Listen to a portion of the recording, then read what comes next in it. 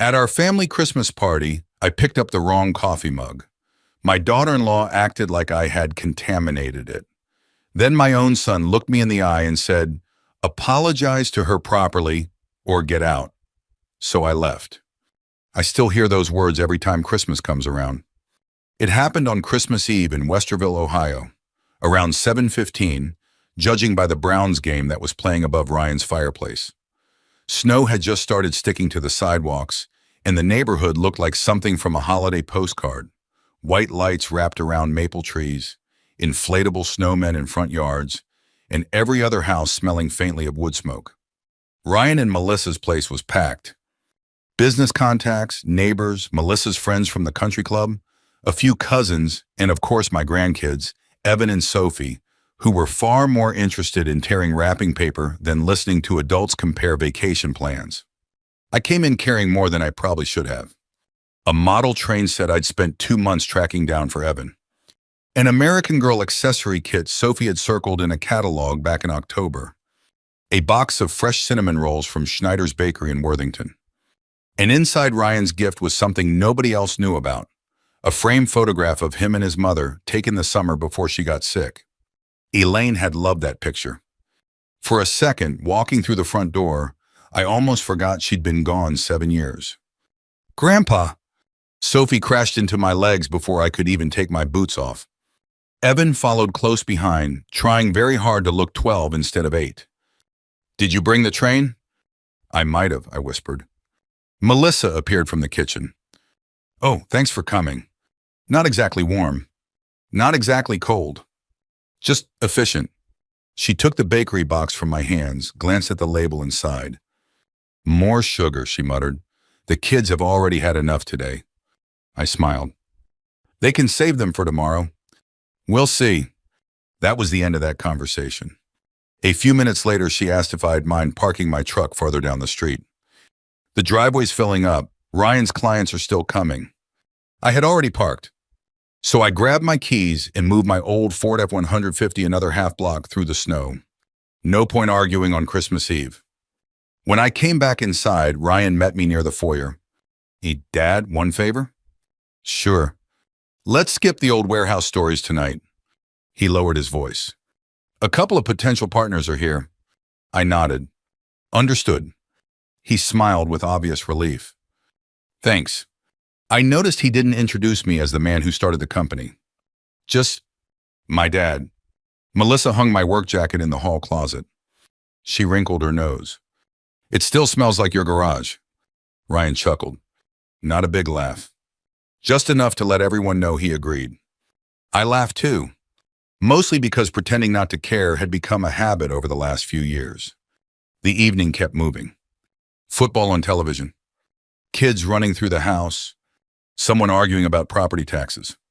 Someone else discussing kitchen remodels. I wandered into the kitchen to refill my coffee. The island was crowded with slow cookers, desserts, paper plates, wine glasses, and half a dozen ceramic mugs. Most of them were red. Mine had been plain. Another one had a tiny gold snowflake near the handle. Unfortunately, without my reading glasses, which I had left in my coat pocket, they looked exactly alike. I picked one up. That's all. I hadn't even taken a sip. "Thomas!" Melissa's voice cut across the room like she'd caught someone stealing jewelry. Every conversation stopped. She hurried over, grabbed the mug out of my hand, and stared at me. "Don't ever put your filthy hands on my things again." Silence. The football announcer suddenly sounded impossibly loud. I looked down at my hands. Swollen knuckles from arthritis. A few age spots. Clean. I'd washed them right after arriving. "I'm sorry," I said quietly. The mugs looked alike. She grabbed a paper towel. Then another. She wiped the handle. The rim. The outside. Like I'd left something dangerous on it. I stood there feeling every pair of eyes in the room. Ryan walked over. For one hopeful second, I honestly believed he was going to tell her she'd overreacted. Instead, he looked at me. "Dad, just apologize properly." I blinked. "I already did." Melissa folded her arms. "That wasn't an apology." "It was." "No," she snapped. "You always act like none of this matters." Ryan exhaled sharply. Business associates were watching. Neighbors. Family. Everyone. His face tightened. Just say you're sorry and mean it. I said I was sorry. You know what? Ryan's voice rose. Either apologize to Melissa properly. He paused. Or get out. Nobody moved. Not even the children. I waited. Surely he'd realize what he'd just said. Surely he'd take it back. Instead, he stared at me. Waiting. I looked around the room. Nobody met my eyes. I picked up my coat. Sophie tugged on my sleeve. Grandpa? Yes, sweetheart? Aren't you staying for dessert? Before I could answer, Ryan smiled at her. Everything's fine. It wasn't. I pulled my gloves on slowly. Merry Christmas, buddy, I told Evan. Merry Christmas, sweetheart. Then I walked out the front door. Snowflakes landed on my face before I reached the truck. The drive back to Worthington felt longer than 30 minutes. Arthritis made my fingers ache around the steering wheel. I turned the heater higher. Halfway home, I remembered the framed photograph. It was still inside Ryan's unopened present under the tree. Somehow. That hurt more than being thrown out. My hearing aid whistled when I adjusted it at a stoplight. I pulled into a Kroger parking lot because my vision had gone blurry. Not from age. From tears. I sat there watching shoppers carry last-minute groceries through the snow. I kept thinking about teaching Ryan to drive. Helping him pay for Ohio State. Co-signing the mortgage on his first house. Spending weekends teaching him how to estimate flooring jobs. 40 years building something so he'd never have to start from nothing. I wasn't crying because Melissa embarrassed me. I was crying because my own son had looked at me like I was the embarrassing old man everyone wished would quietly disappear.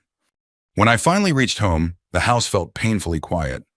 I hung up my coat, made another cup of coffee, and noticed the blinking light on my answering machine. One voicemail. Marjorie. My accountant for nearly 30 years. Tom, she said, Ryan still hasn't signed the year-end property documents. She paused. And he keeps talking like those buildings belong to him. Another pause. I think you two need to clear that up before somebody makes a very expensive mistake. The message ended. I played it again. Then a third time. Sitting alone in my dark kitchen, I realized something I hadn't wanted to admit for years. Maybe protecting my son hadn't made his life easier. Maybe it had simply taught him that everything I owned and everything I was would always be there no matter how he treated me. Christmas morning used to begin with the smell of Elaine's coffee. She had a habit of waking before sunrise, turning on soft Christmas music, and pretending she wasn't the one who'd been shaking presents under the tree, trying to guess what I'd bought her. After Ryan was born, she'd add cinnamon rolls to the routine. When he was little, he'd run down the hallway in pajamas before either of us had finished our first cup. Those mornings disappeared one by one. First Elaine, then the noise. Then somewhere along the way, the feeling that I still belonged in my son's holiday traditions. This Christmas morning, my house was silent except for the furnace kicking on every few minutes. I made myself scrambled eggs, took 2 bites, and put the plate in the refrigerator. At 8:30, my phone buzzed. A text. A picture of Evan holding the train set I'd given him. Asterisk, asterisk, thanks, Grandpa. It's awesome. Love you. A minute later, another arrived. Sophie wearing the little accessory set with one of her dolls. Asterisk, asterisk, Merry Christmas. Both messages had obviously come from Ryan's phone. There wasn't a single word from him. I stared at the screen for a long time before setting it face down on the kitchen table. Outside, the neighborhood was quiet. Most families were opening gifts. I opened a filing cabinet. If I couldn't have company, I could at least organize paperwork I'd been putting off. Old habits die hard. The dining room table disappeared beneath folders within half an hour. Tax statements, insurance renewals, property maintenance invoices, leases, inspection reports. The kind of paperwork nobody enjoys until something goes wrong. As I sorted everything into neat piles, memories came with every folder. I started Bennett Commercial Flooring when I was 29. Back then, headquarters was an old Ford Econoline van that leaked whenever it rained. I bought used flooring tools from a contractor who was retiring. My first jobs were church basements, little diners, barber shops, and dental offices around Columbus. I'd spend all day installing vinyl flooring, then come home and help Elaine calculate invoices at our kitchen table after dinner. Some nights we'd fall asleep with calculators still sitting between us. She never complained. Not once. When Ryan got older, he loved hanging around the warehouse. He'd sweep floors for spending money, ride the forklift before I told him not to, ask 1,000 questions about every project. By high school, he could estimate square footage faster than some grown men. When he graduated from Ohio State, he came to work with me. I was proud of that. Still am. 7 years earlier, after Elaine's cancer diagnosis, everything changed. I couldn't keep working 70-hour weeks while driving her to treatments. Ryan stepped up. He handled crews, customers, scheduling, bids. I started preparing him to take over. Eventually, I transferred the operating company to him. Everything he'd need to run the business. The Bennett commercial flooring name. The trucks, equipment, inventory, customer contracts, vendor relationships, operating accounts, the employees, everything. Well, almost everything. One folder stopped me. Its tab read, **Bennett Property Holdings. **. Separate company, separate ownership. Always had been. The warehouse, the office building, the fenced storage yard. The smaller building leased to an electrical contractor next door. Those properties had never been transferred. Elaine insisted on that. I remembered the conversation like it happened yesterday. She was sitting in her favorite recliner, wrapped in a blanket despite the middle of July. Tom, what? Promise me something. I looked up from a stack of invoices. If Ryan takes over the business, don't hand him absolutely everything. I frowned. Why not? Because he's capable. I know. And capable people sometimes learn the wrong lesson when life becomes too easy. I argued with her. He'd never take advantage. I don't think he would intentionally. She smiled sadly. But if someone never has to ask what something costs, eventually they forget somebody paid for it. At the time, I thought the medication was making her philosophical. Now I wasn't so sure. I opened another folder. The family occupancy agreement. Simple. Straightforward. Ryan's company could use the warehouse and office for a symbolic annual payment. In return, his company covered utilities and everyday maintenance. I continued paying property taxes, insurance, roof repairs, structural maintenance, anything major. Either side could end the arrangement with 90 days written notice. And one sentence buried near the end caught my eye again. Asterisk. The property may not be used as collateral or financing security without written permission from the owner. ****. Ryan had signed it. I found his signature on the last page. Blue ink. 7 years old. A yellow sticky note fluttered out of the folder. Marjorie's handwriting. ****. Sent Ryan another copy. No response. ****. I laughed once. Not because it was funny, because it suddenly explained so much. Over the years, Marjorie had occasionally mentioned paperwork Ryan still hadn't reviewed. I'd always answered the same way. I'll remind him. Then I'd forget. Or I'd handle it myself because it was easier. Maybe I'd been making the same mistake for years. My phone rang just after noon. Marjorie. Merry Christmas, Tom. Merry Christmas. You sound tired. I am. She hesitated. Want to grab lunch tomorrow? I suppose. Good. There's something I think you should see. The next morning, we met at a little diner in Clintonville we'd both been visiting since the 80s. The waitress recognized us immediately. Same as always? Marjorie nodded. You know us too well. Coffee arrived before we'd even opened the menus. Marjorie slid a thick envelope across the table. I've been putting this together for a while. Inside was a spreadsheet.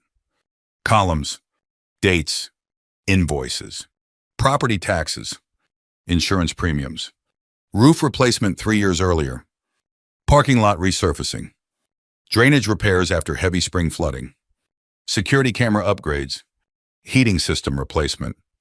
Page after page. I added the numbers in my head. Then stopped trying. That's a lot? She finished the sentence. Yes. I knew you were covering expenses. I don't think you realized how many. She took a sip of coffee. Ryan probably doesn't either. I looked up. You think he knows?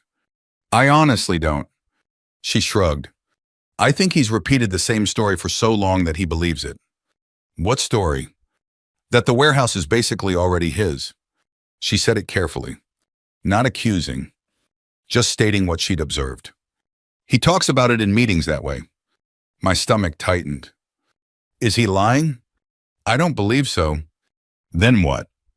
She sighed. I think he stopped asking questions years ago. That answer somehow hurt more, because it sounded exactly like something I had helped create.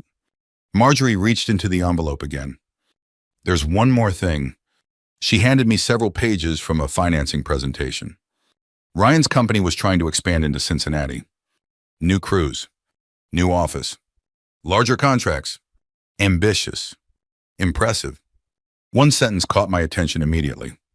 Asterisk, asterisk, company-owned warehouse and office facility provides strong asset position. Asterisk, asterisk.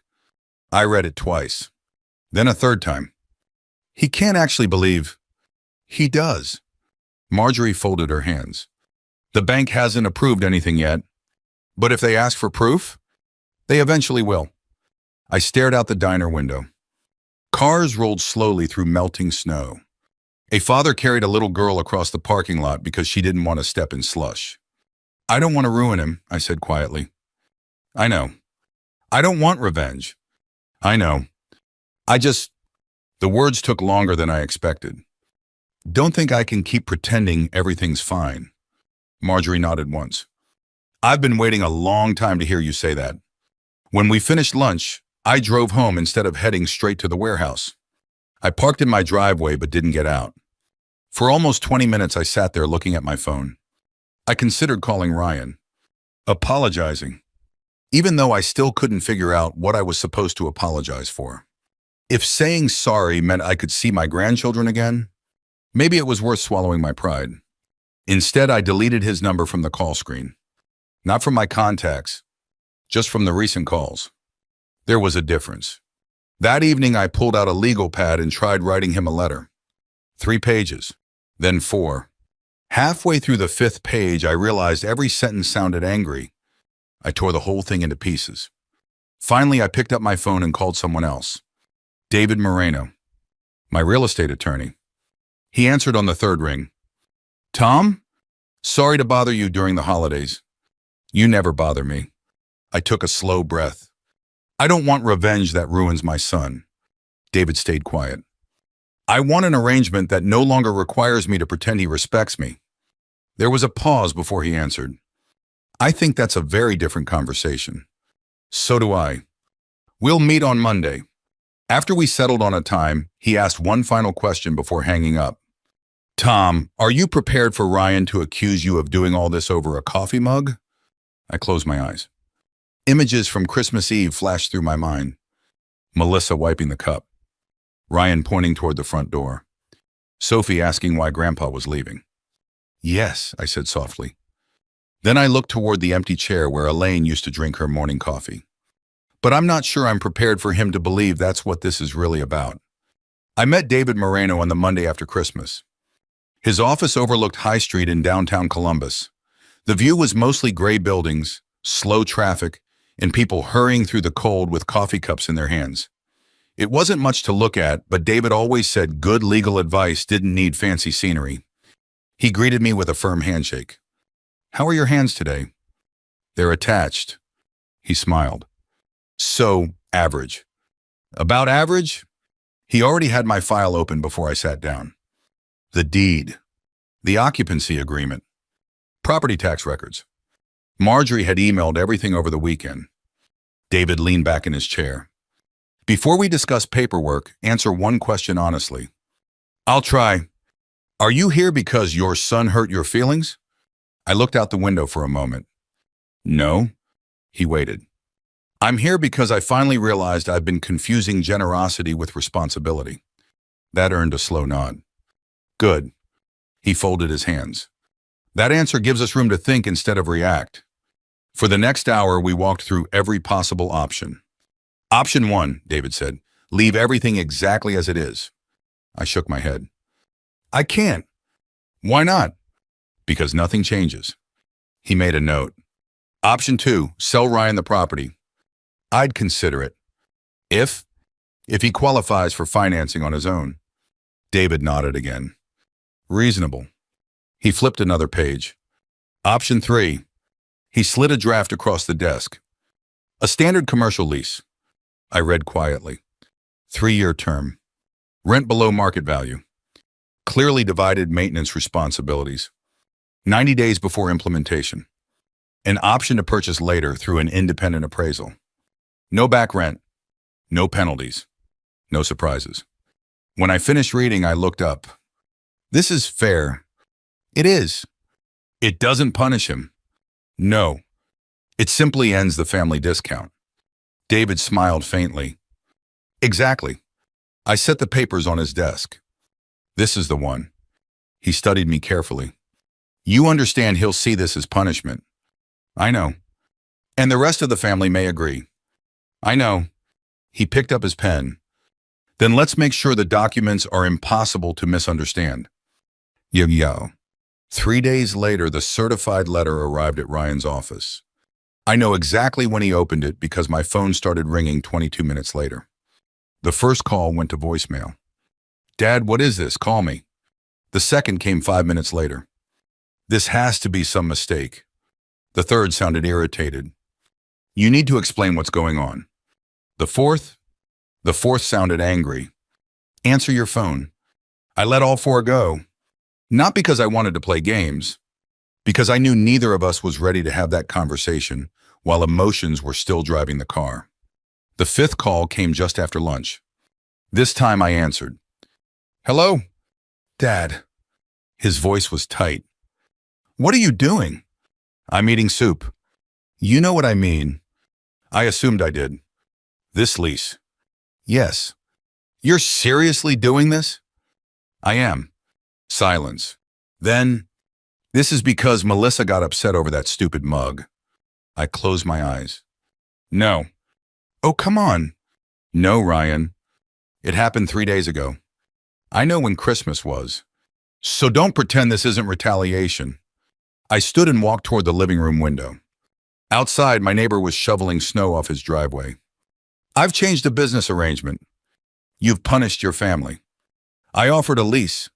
You gave me the company. I gave you the company. So the property goes with it. I spoke slowly. Have you ever looked at the deed? Nothing. Ryan? No. Have you read the occupancy agreement? Another pause. I signed whatever you and Marjorie put in front of me. I know. You handled that stuff. I handled it because you asked me to. You never said it mattered. I almost laughed. Instead, I said quietly, that's exactly the problem. He hung up. Yeah. The next morning, my phone began buzzing again. Not from Ryan. From relatives. First, my Aunt Linda. Thomas, what's going on? It's complicated. It doesn't have to be. She sighed dramatically. He's your son. I know. Don't destroy his business over Christmas. I'm not. You know that's not what people are saying. That sentence stayed with me. Asterisk, asterisk, people dot asterisk, asterisk. Apparently there were already people discussing my life. By lunchtime, my older brother Robert called. You got a minute? For you? Always. He hesitated. Ryan says you're trying to force him out. I'm offering him a lease. Is that really necessary? I think it is. You've always said the business would stay in the family. It still will. Then why now? I looked around my quiet kitchen. Because my son told me to leave his house? Because my daughter-in-law wiped a coffee mug like I carried a disease? Because I was tired? None of those answers felt complete. Finally, I said, because I waited too long. Robert didn't understand. Neither did I. Not completely. That afternoon, I went to the grocery store. Nothing unusual. Milk, bread, coffee. While trying to open a freezer door, pains shot through my fingers. Arthritis? Cold weather always made it worse. A younger man reached past me. Need a hand? I smiled. I've got it. Driving home, I caught myself wondering something I'd never asked before. Did Ryan see moments like that? Did every time I rubbed my hands or asked someone to repeat themselves become proof that I was fading? The thought bothered me enough that I scheduled a physical with my doctor. Not because I thought anything was seriously wrong, because I suddenly needed someone objective to tell me I wasn't imagining my own life. The appointment lasted less than an hour. Blood pressure needed work. Arthritis was about what you'd expect for 68. Hearing hadn't changed much. Memory tests were normal. My doctor smiled while putting away her clipboard. Tom, you're doing better than a lot of men 10 years younger. I laughed. So I'm officially stubborn instead of senile? She grinned. Professionally speaking, yes. I walked out feeling lighter than I had in weeks. That evening, my tablet chimed. Incoming video call. Evan. I answered immediately. Hey, buddy. His face filled the screen. Behind him, I could hear someone vacuuming. You okay, Grandpa? I'm all right. You haven't come over. I know. Dad says everybody's busy. I smiled gently. Adults sometimes need to figure things out. He frowned. Are you mad at Dad? I chose my next words carefully. I'm disappointed. Is that different? It is. How? I thought about that for a second. When you're angry, you stop listening. And disappointed? You still hope things can get better. He nodded slowly. I miss you. I miss you too. Before hanging up, he held the tablet lower. I built the train. I can't wait to see it. So, you'll come? I hope so. After the call ended, I sat there staring at the blank screen for almost 10 minutes. Then I walked into my office, opened my laptop, and drafted an email to David.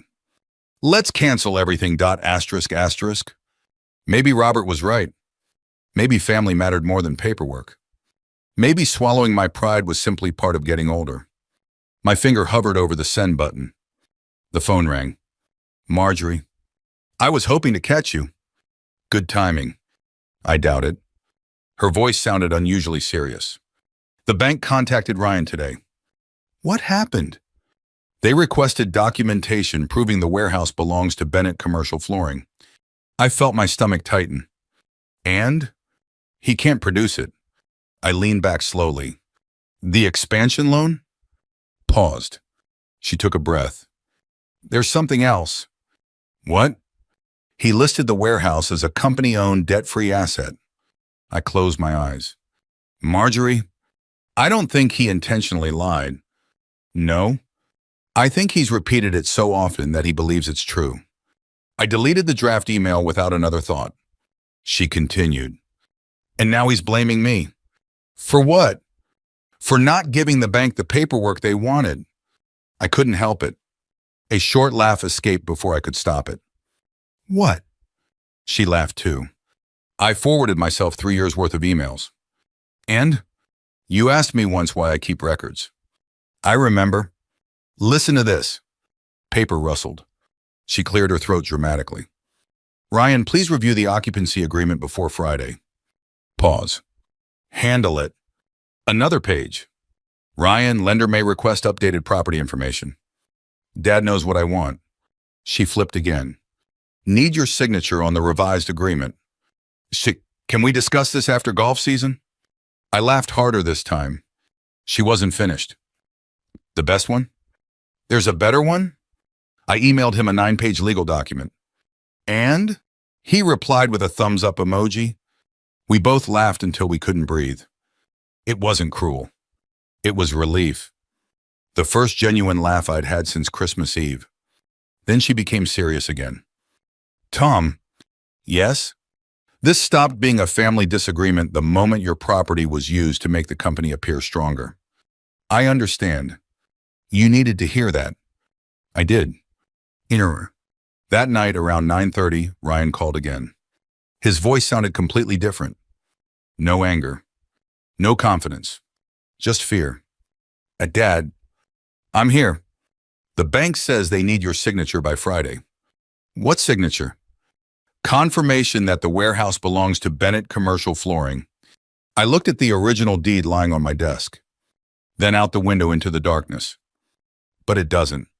The silence that followed lasted so long, I wondered if the call had dropped. Finally, I heard Ryan breathe. For the first time in years. I think my son realized he had built part of his future on something he had never actually owned. The morning after Ryan's call, I was halfway through feeding the birds in my backyard when I heard tires crunch across the frozen driveway. I didn't have to look. I already knew who it was. Ryan climbed out of his SUV first. Melissa followed a few seconds later, carrying a leather folder against her chest. Neither of them smiled. I brushed the bird seed off my gloves and opened the front door before they reached the porch. Morning? Ryan forced a polite nod. Can we come in? Of course. The three of us settled around my kitchen table. The same table where Elaine and I had balanced invoices 40 years earlier. Funny how furniture outlives arguments. Melissa laid the folder in front of me. Our consultant prepared something. I didn't touch it. Ryan leaned forward. Dad, this doesn't have to become a huge deal. I'm listening. The bank just needs clarification. Melissa immediately added, Nobody's asking you to give anything away. Her voice was smooth, practiced. This is only paperwork, so everything reflects how the business has always operated. I looked at her. Always operated? She smiled politely. You know what I mean. No, I don't. Ryan sighed. The lender wants consistency. So do I. Melissa slid the folder closer. If you'll just read it? I put on my glasses and opened the document. The title sounded harmless enough. Asterisk, asterisk, property ownership clarification, dot asterisk, asterisk. The first page wasn't especially alarming. Neither was the second. The third page changed everything. There it was, buried beneath paragraphs of legal language. A clause authorizing the property to serve as collateral for commercial financing connected to Bennett Commercial Flooring. I read it twice, then a third time. Finally, I closed the folder. This isn't a clarification. Ryan shifted in his chair. It basically is. No. I tapped the page. This allows my warehouse to secure your expansion loan. Melissa folded her arms. The consultant said that's standard. I'm sure he did. Ryan spoke carefully. The Cincinnati project is solid. Maybe. We've already lined up contracts. Good. So, he spread his hands. What's the problem? I looked at him for several seconds. If the expansion fails, it won't. If it fails, he didn't answer. The lender could pursue the collateral. Melissa jumped in. It isn't going to fail. I hope you're right. So sign it. No. Silence settled over the kitchen. Ryan stared at me. You don't trust me. I trust you to work hard. That's not the same thing. No, it isn't. Melissa's patience disappeared. Thomas? I prefer Tom. She ignored that. You're 68. I waited. What exactly are you planning to do with a warehouse? There it was. Not anger. Not frustration. Assumption. The assumption that my remaining years automatically reduced my ownership. That anything I still possessed was simply waiting to become theirs. I stood. Wait here. I walked into my office and returned carrying a gray metal file box. The same one Elaine insisted we keep. I placed it gently on the table. Ryan frowned. What's that? History. I unlocked the latch. One by one, I removed documents. The original property deed. The transfer agreement. The occupancy contract. Insurance statements. Tax receipts. Roof replacement invoices. Parking lot repair bills. Finally, I placed a stack of printed emails beside them. Ryan stared. I've seen some of those. I know. You kept all this? I keep everything. I handed him the deed. Read the owner's name. He looked down. His expression changed almost immediately. It says Bennett Property Holdings. Yes. You. Yes. He flipped another page, then another. This, he frowned harder. I don't remember any of this. Marjorie's yellow sticky note was still attached to one document. Asterisk asterisk reminder sent again asterisk asterisk. I slid several emails toward him. You don't remember because you never read them. He picked up the first one. Then another. Then another. Each contained the same basic request. Asterisk asterisk. Please review attached occupancy agreement asterisk asterisk. His replies were painfully short. Asterisk asterisk handle it asterisk asterisk. Asterisk asterisk dad knows asterisk asterisk. Asterisk asterisk later asterisk asterisk. He rubbed the back of his neck. I trusted you. I nodded. I know. So why are we sitting here like strangers? Because trust isn't the same thing as ownership. Melissa shook her head. This feels like a trap. I looked at her. These papers were signed before you married Ryan. She opened her mouth, then closed it. Ryan quietly asked, So you've been paying... He flipped through invoices. Property taxes? Yes. He turned another page. The roof? Yes. Insurance? Yes. The parking lot? Yes. He looked genuinely confused. I thought the company covered all that. The company covered utilities. And maintenance. Small maintenance. His face slowly lost color. I know. For several long seconds, nobody spoke. Finally, Melissa broke the silence. We've already invested in Cincinnati. I looked at her. What do you mean? She glanced toward Ryan before answering. We've paid consultants, deposits, marketing, equipment reservations. None of it's refundable, Ryan added quietly. We were expecting the financing to cover everything. I leaned back. For the first time since Christmas Eve, I felt something other than disappointment. I felt worry. Not for Ryan alone.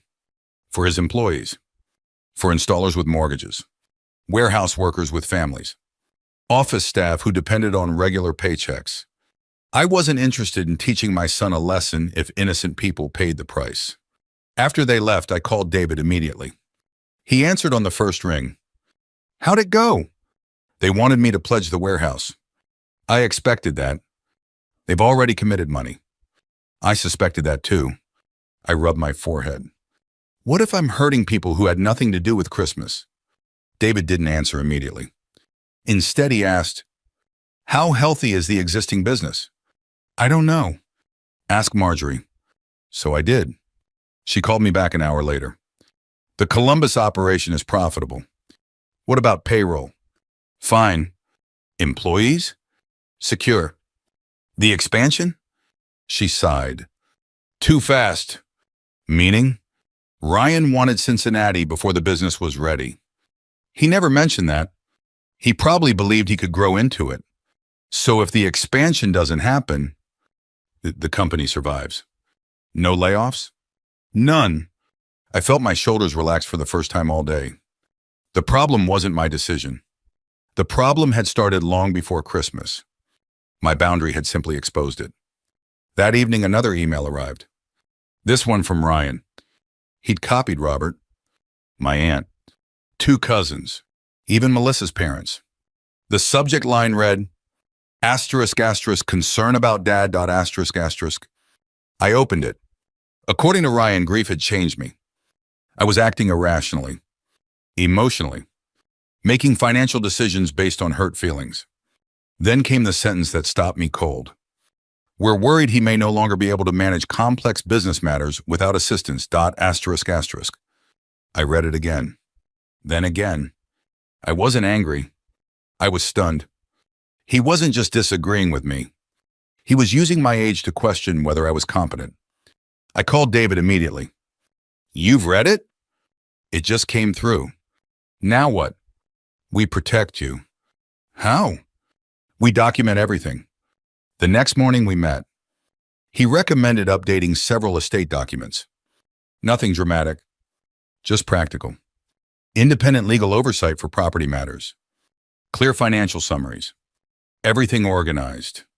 Everything documented. If anyone questioned my judgment, the paperwork would answer for me. 2 days later, Ryan called again. This time, I didn't answer. Not because I was avoiding him, because I had nothing left to explain. Then something unexpected happened. Saturday afternoon, I found an envelope tucked inside my mailbox. No stamp. No address. Inside was a folded sheet of notebook paper, written in 12-year-old handwriting. Asterisk, asterisk, grandpa, asterisk, asterisk. Asterisk, asterisk, I don't think your hands are dirty. Dot, asterisk, asterisk. Asterisk, asterisk, love. Evan, asterisk, asterisk. That was all. One sentence.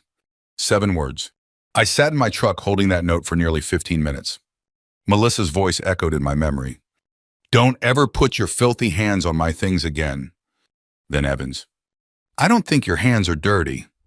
Children have a remarkable way of seeing what's actually happening. They don't notice legal documents, or financing, or family politics. They notice whether someone is kind. That evening, Robert called. Ryan and Melissa are hosting everyone on New Year's Day. I heard. They want to settle this. I smiled quietly. No. What? They want witnesses. Robert didn't answer. They think the truth will embarrass me. I looked at the neatly organized folder sitting on my desk. Property records, emails, tax receipts, the deed, every page in perfect order. I'll be there. You sure? Very. After we hung up, David called to go over the plan. You don't have to expose your son. I know. You don't have to humiliate him. I don't want to. So why are you going? I closed the folder. Because after years of staying quiet, I finally understood something. The truth doesn't need to shout. It only needs to be organized. I think, I said calmly, Ryan invited the family because he believes the facts are on his side. I picked up the folder and placed it beside the front door. I'm simply bringing the facts he forgot to read. New Year's Day arrived gray and bitterly cold. The kind of Ohio morning where the wind found every gap in your coat no matter how carefully you zipped it. Robert lived in Dublin, about 20 minutes from my house. I pulled into his driveway just before 1 o'clock with the same gray folder resting on the passenger seat. I sat there for a moment before getting out. Not because I was nervous about the paperwork. Because I still hoped, right up until I opened that car door, that my son would meet me outside and say, Dad, let's just talk. He didn't. Inside, the smell of roast beef and fresh rolls filled the house. Several relatives were already there. Robert and his wife. My Aunt Carol. 2 cousins. Melissa's parents.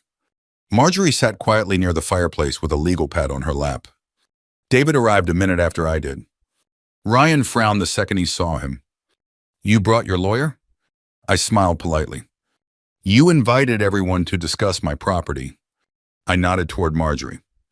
I brought the 2 people who actually know something about it. Nobody laughed. The tension was too thick. Robert finally cleared his throat. Let's sit down. We gathered around the large dining room table. It reminded me of family dinners years earlier. Except nobody reached for the food. Ryan spoke first. He'd obviously rehearsed what he wanted to say. I don't want this to become uglier than it already has. Neither did I. He continued. My dad's been through a lot since Mom passed. Several relatives nodded sympathetically. I know grief changes people. I stayed quiet. He retired. He stepped away from the company. And lately, he hesitated just long enough. He's made decisions that don't really make sense. Melissa gently placed her hand on his arm. We're worried. I almost admired how convincing she sounded. Ryan looked around the room. He transferred the business to me years ago. Everybody knows that. Heads nodded again. Now he's threatening the company because of something that happened at Christmas.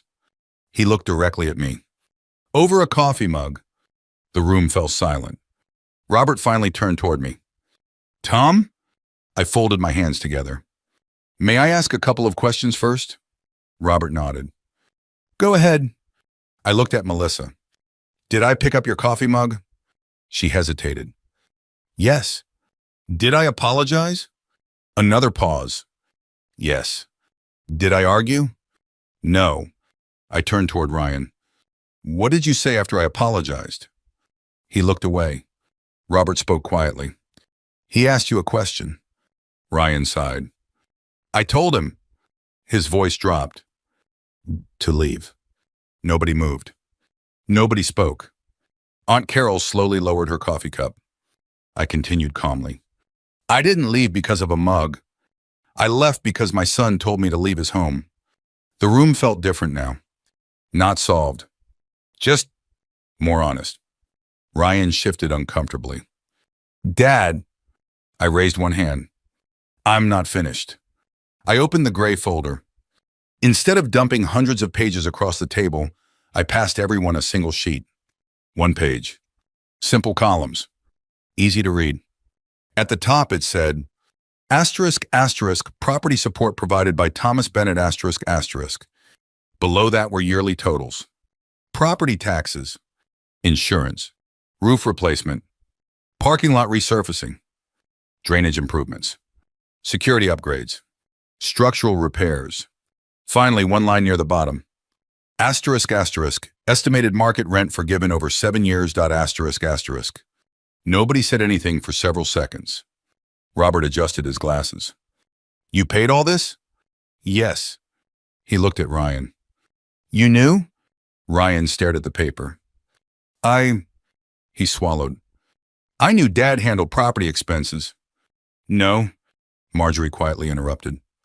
You assumed. She slid another packet across the table. Printed emails. Only 6 pages. Enough to establish a pattern. Ryan picked up the first one. His face tightened. Then the second. Then the third. Robert reached across the table. May I?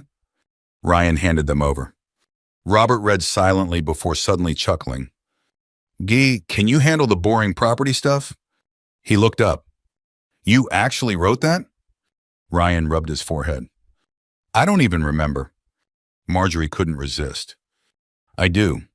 A few people smiled despite themselves. She continued. My personal favorite was the thumbs up emoji you sent after I emailed a 9-page legal agreement.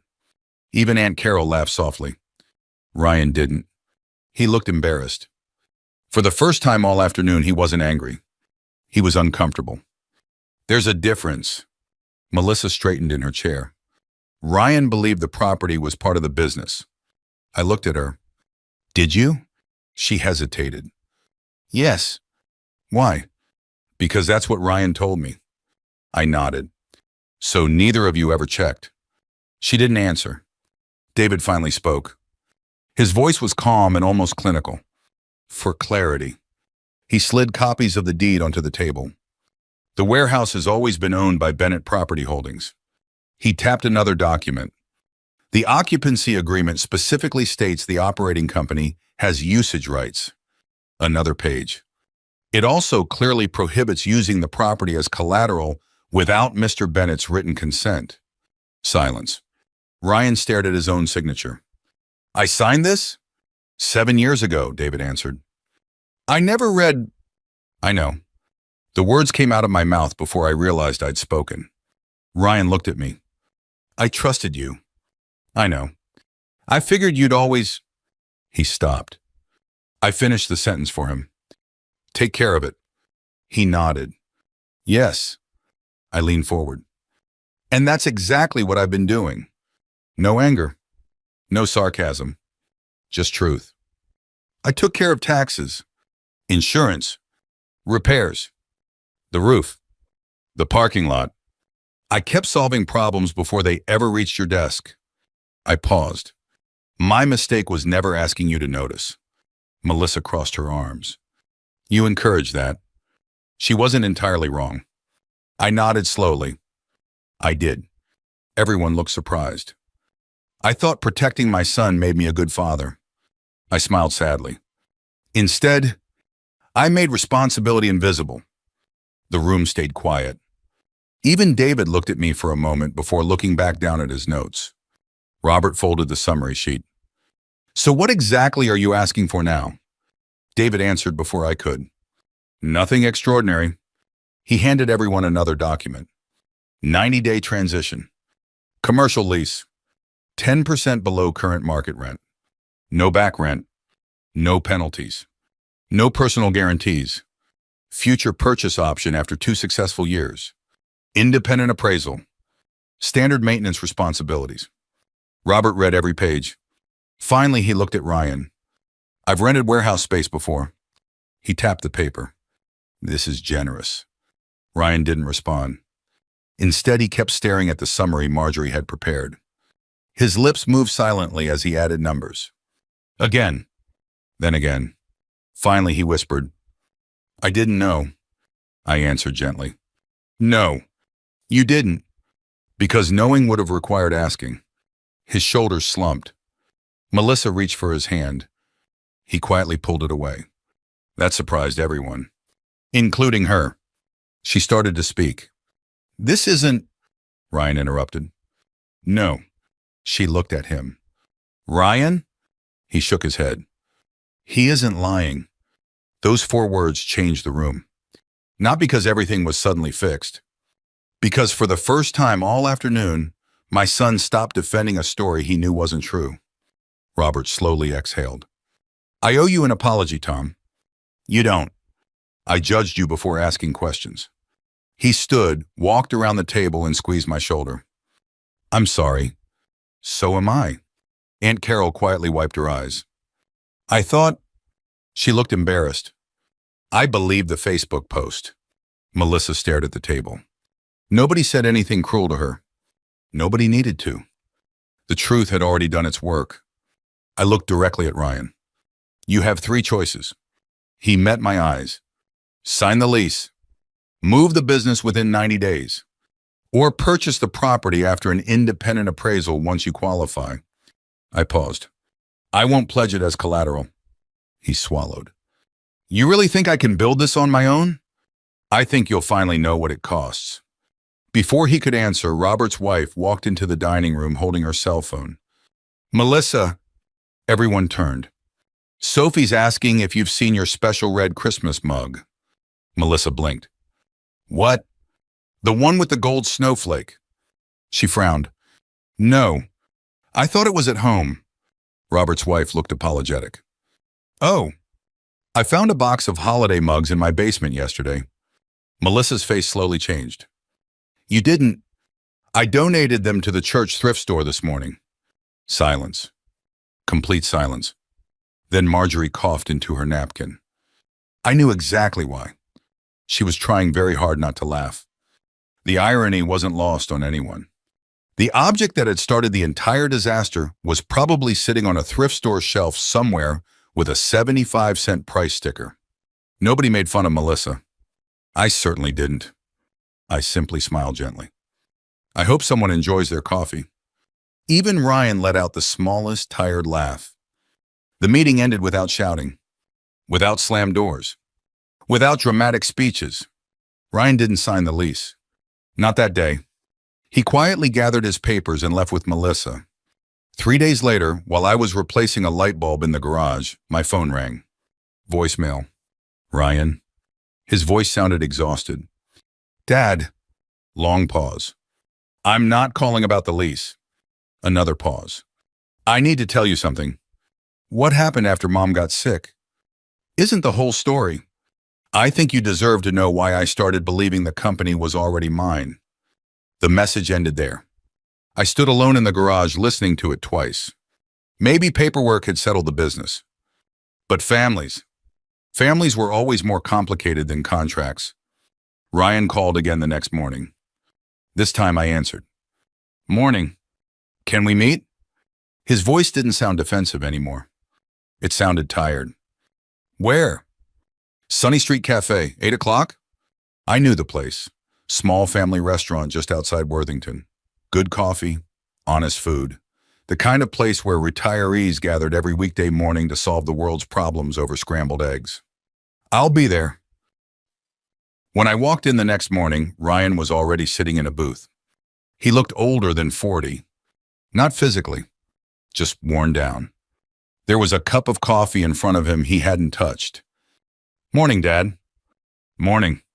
The waitress poured fresh coffee for me. Neither of us spoke until she walked away. Finally, Ryan looked out the window. I've been thinking about Mom. So have I. He smiled sadly. I guess I never stopped. I waited. When she got sick, he rubbed both hands together. Everything happened so fast. I nodded. I remember. You were at the hospital every day. Yes. You stopped coming into the office. I had to. I know that now. He stared into his coffee. But back then, I thought you'd left me to figure everything out. That surprised me.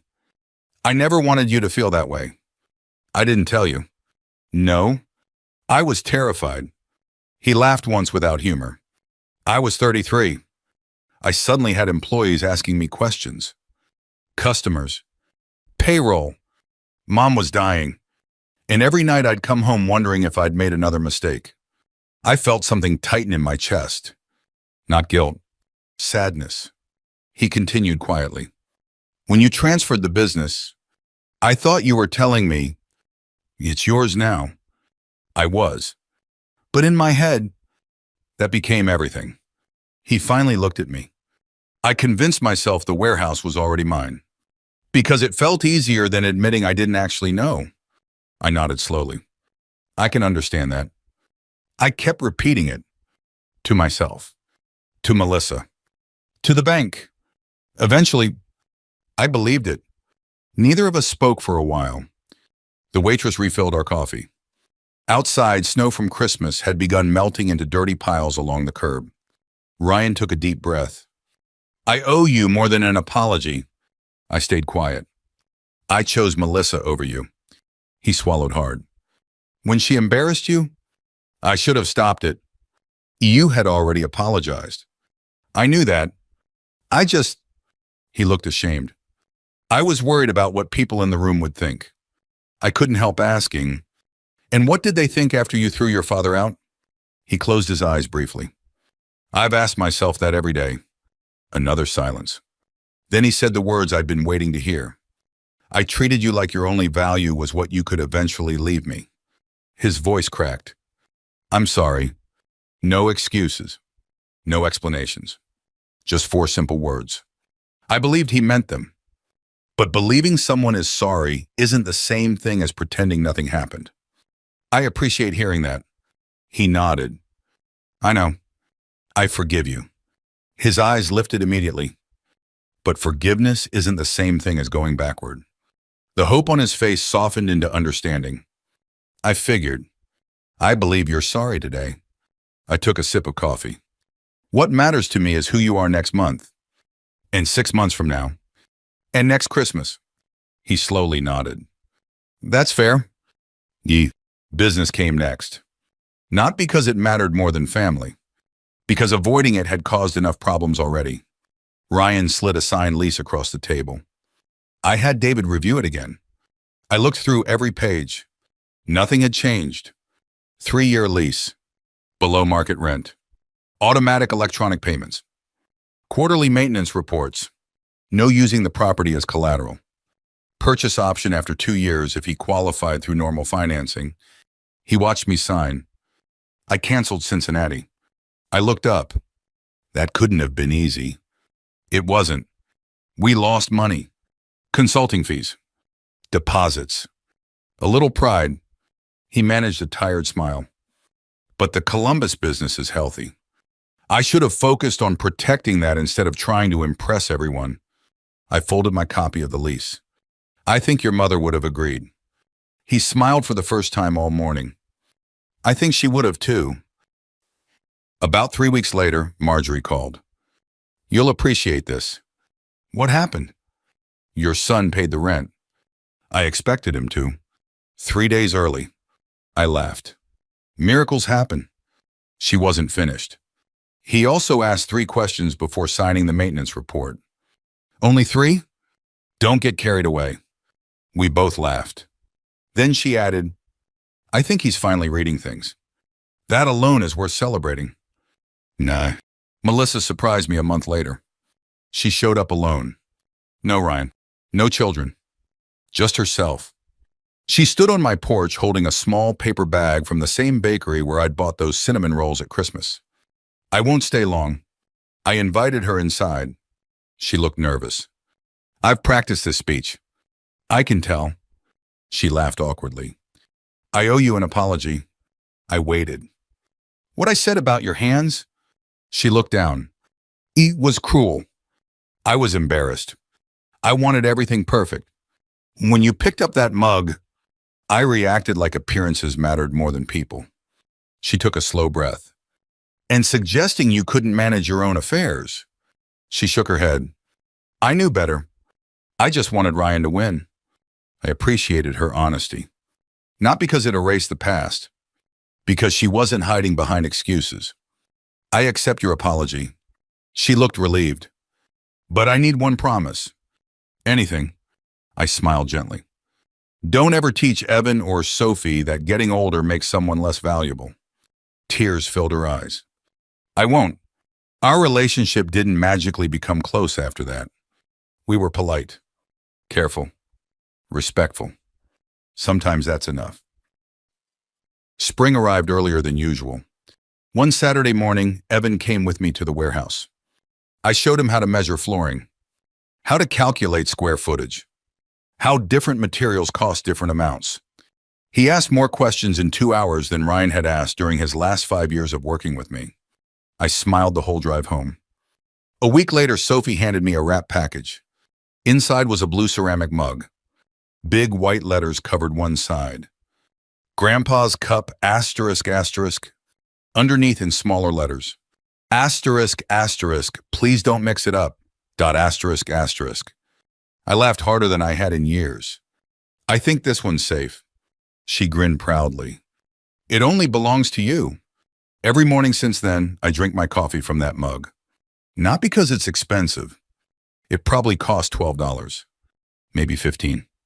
I use it because an 8-year-old girl understood something the adults had forgotten. Respect is never about the object. It's about the person holding it. Getting older isn't easy. People notice your slower steps before they remember your stronger years. Your hands ache. Your hearing fades. Friends disappear one funeral at a time. Children become busy raising families of their own. Sometimes the help you've quietly given for decades becomes so ordinary that nobody remembers it came from you in the first place. I made mistakes too. I thought love meant removing every obstacle from my son's path. Instead, I removed too many opportunities for gratitude. Real love doesn't erase consequences. Sometimes it requires enough courage to step aside and let another person carry the weight of their own choices. The warehouse still belongs to me. The business belongs to Ryan. These days we talk more honestly than we ever did when everything looked perfect from the outside. We aren't closer because we ignored what happened. We're closer because we finally stopped pretending. And every Christmas now, when I pour coffee into my blue mug, I remember something far more valuable than a building, a business, or an inheritance. The greatest gift a parent can leave a child isn't unlimited support. It's the character to appreciate it while it's still being freely given. Have you ever had to set a difficult boundary with someone you loved? If so, I'd love to hear what you learned from that experience. Thank you for spending this time with me, and I hope this story reminds you that kindness and self-respect can exist side by side.